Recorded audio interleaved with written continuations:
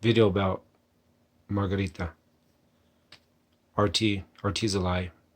RT has always been a lie. She's the mastermind behind it.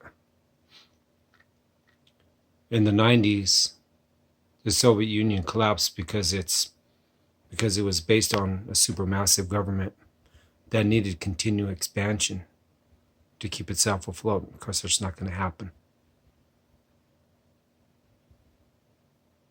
From the time then, I guess what we call it 30 years, the world's become a massive shithole because of the Soviet collapse. And then after that, people selling everything, especially arms, to countries that probably shouldn't have those arms, and creating wars within their own borders because now they're flush with Soviet weapons. Russia decides it's going to invade Ukraine for whatever reasons. So to me, it's just a reason for Putin to think he's creating a legacy. Putin has no legacy. The Putin promise should come with an ass shifter because that's all that's left. A quarter of the, what do they say, a quarter of the buildings in the Donbass region are damaged. After everything's done, it's going to be all of them. Putin can't rebuild that. He's not going to rebuild that. That's not in his plan. Those people out there are fools to be fighting.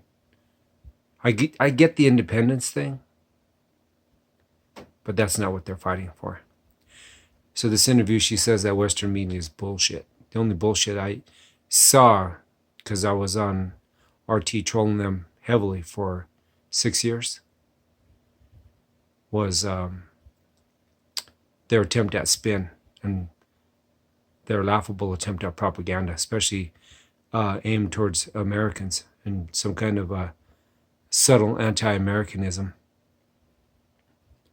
or even anti-Western, which is funny because Putin relies on Western energy sales to keep himself afloat.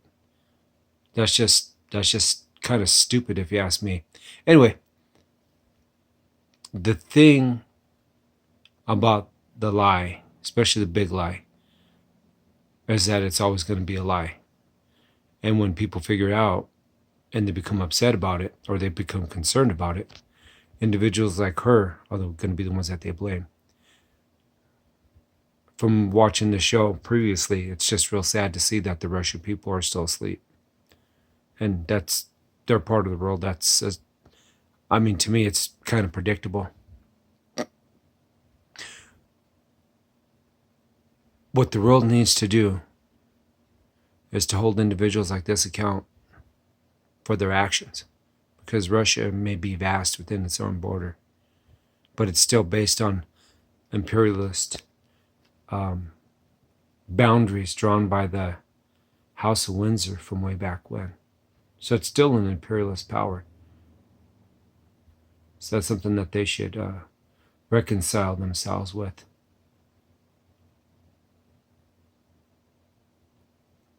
One day those people will wake up, and I think one day it's going to be too late.